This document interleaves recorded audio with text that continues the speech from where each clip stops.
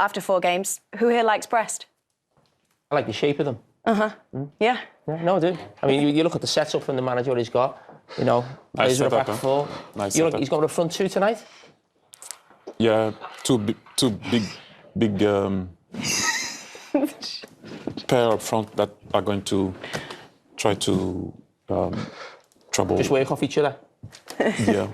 I'm interested, how much do you enjoy watching them? Would you pay to watch them? I have done.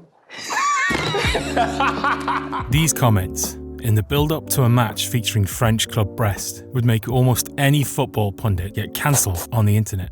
But when these 4 get up to stunts like these, it goes viral. The quartet in question are Kate Scott, Thierry Henry, Jamie Carragher and Micah Richards. If you're a football fan scrolling the internet, you've almost certainly seen their faces on your feed, from playful banter to viral moments, not so family-friendly jokes, and oh yes, football analysis. These 4 make CBS's Champions League coverage unlike anything else. For years, European football coverage was mostly about being serious, rigid analysis, tactical breakdowns, and an overload of stats. But these days, some of the most talked about Champions League moments often come from these guys. And even though other broadcasters have introduced formats over the years that are worth appreciating, it still seems like they are all playing catch-up to this show. And that begs the question, what's so special about this football show? And how did a US broadcaster take Europe's most prestigious club competition and turn it into a viral sensation? This is Football Explained.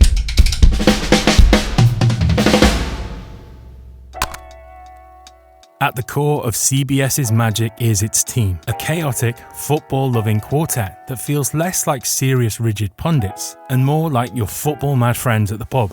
Their chemistry is so good it almost feels scripted, except it's not. Take a look at this bit. This is right before a high-profile Champions League game between Inter and AC Milan, and the 4 seem to be soaking in the atmosphere. And just then, Kate makes a Freudian slip by mixing up the channel names. Well, speaking of that, there are some other people who aren't so blessed to be here tonight. You have Fox Sports, we're on CBS, I apologise.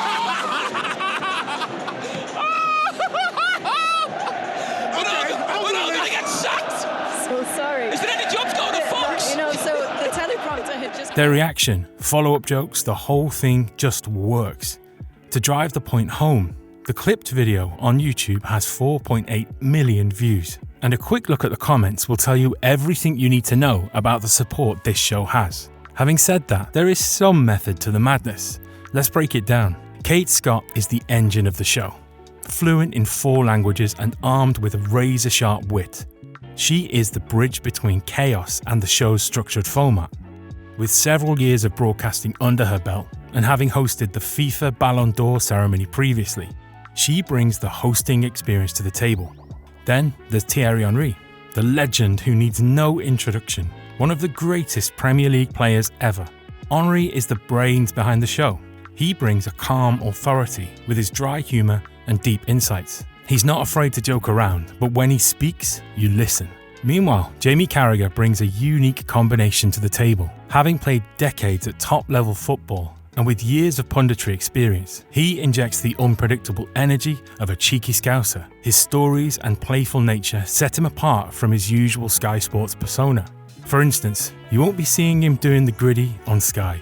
And of course, there's Micah Richards, the heart and soul of the team. His infectious laugh and unfiltered honesty make him the perfect foil to the rest of the squad. Outside of his comic relief, Micah brings credibility too, with solid insights from a footballer's perspective, having been a professional for many years. It's almost like we're watching The Office, where each character is unique and different, but when they are playing off each other, it all gels together. But how do they balance it all?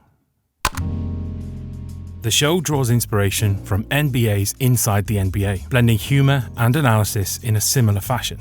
Pete Radovich Jr., the show's producer, looked at how that show seamlessly mixes star power with fun moments. Draw double teams, get fouled, get people, see, here he is.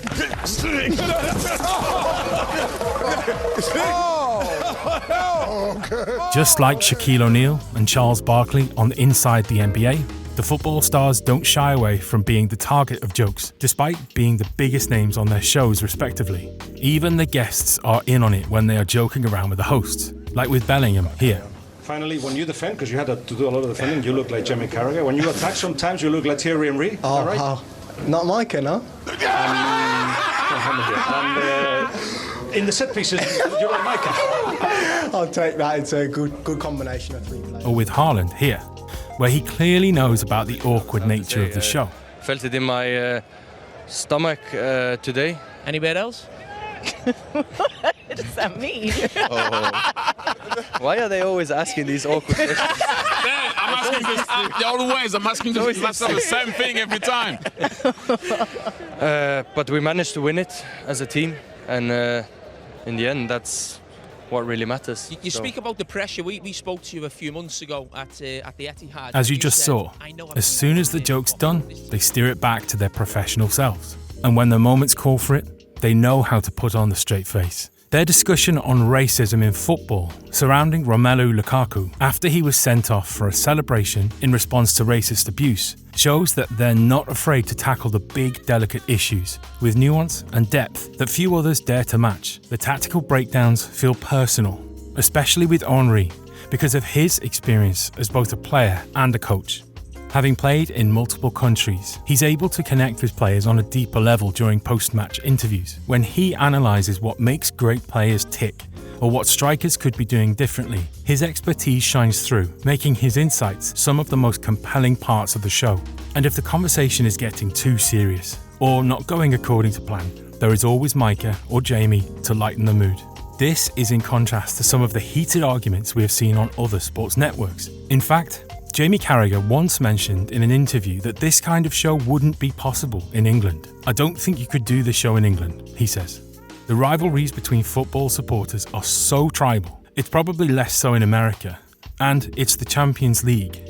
Not everybody's team is involved. So we can be a little bit more light-hearted. But people actually see me with a smile on my face now. But what sets this show apart isn't just the chemistry. It's their willingness to take risks. A lot of the jokes are a PR nightmare waiting to happen, like when Kate Scott casually dropped the story of her first kiss behind the bins at school. Patrice Evra crashing the set, dropping some colourful language. No problem, it's embraced as part of the show's charm. And who could forget Jamie Carragher, perhaps slightly too immersed in the Dortmund yellow wall, delivering his analysis with the kind of enthusiasm that only a few pints can inspire.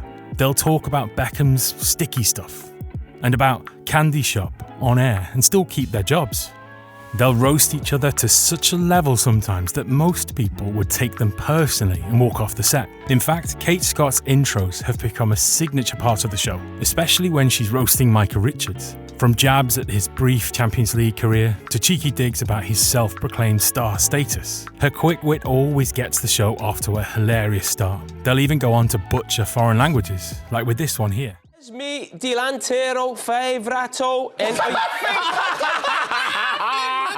All this is very risky, especially in a world where many tiptoe around topics online in fear of offending someone. But in this case, it just feels like casual banter with friends.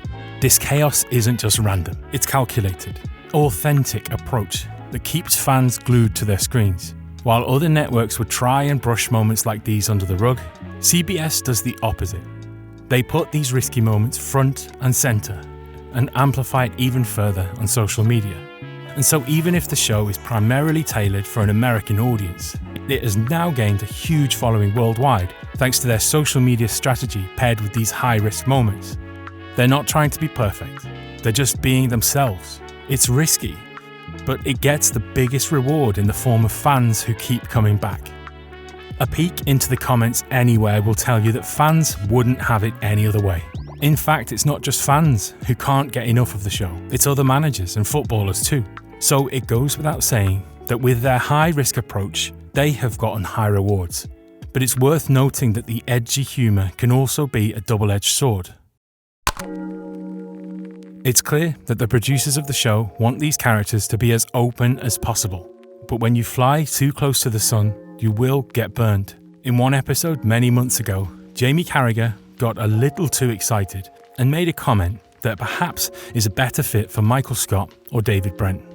Carragher appeared to jokingly question Scott's loyalty to her now husband Malik Scott. There's always moments when light banter among friends goes a step too far, and this was exactly that. The main reason this got so much attention is because fans have turned Kate and Thierry into memes, referring to them as quote-unquote an item. In fact, Kate has even turned comments off on an Instagram post of their wedding because every single one of her other posts with her husband is filled with comments about Henry. The internet knows how to turn a sour lemon into something downright bitter, and this is the perfect example. When Carragher's terrible joke didn't land, there were fears that this could even be the end of the show, as it has made things irreparably awkward. But right there in the next episode, Kate Scott expertly handled it with a stellar intro that addressed the elephant in the room and made sure it did not drag further. In the intro, she reintroduces them as brothers, even drawing from her personal experience as growing up in a family with brothers, where sometimes they can be a bit annoying and step over the line. But at the end of the day, they are still family who love each other. And that exemplifies how this show is still standing strong, thanks to these four and the team behind that trusts them.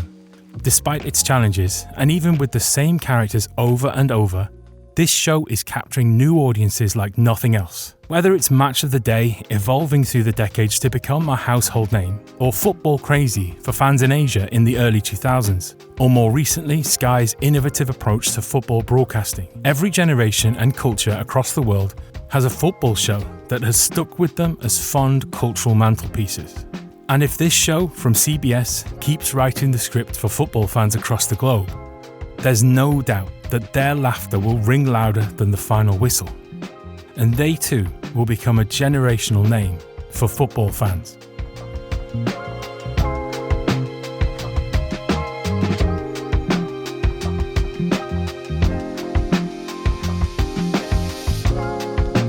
So, they've actually sent us a little note. Dear friends of CBS, many thanks for your close attention to Brest's performances since the start of the Champions League. We all enjoy watching your many laughs on the studio, so we've made a special shirt for Micah. We couldn't resist giving a Stade Brestois shirt to our own legend, Thierry Henry, to whom we send our warmest greetings. So, Nothing for me, Kate, no? you didn't get a mention. I believe this is your shirt. And this, my friend Micah. Okay, thank you very much. Breast lover. Yes. I got Henry. I've never been able to get my hands on Brest. What does he do?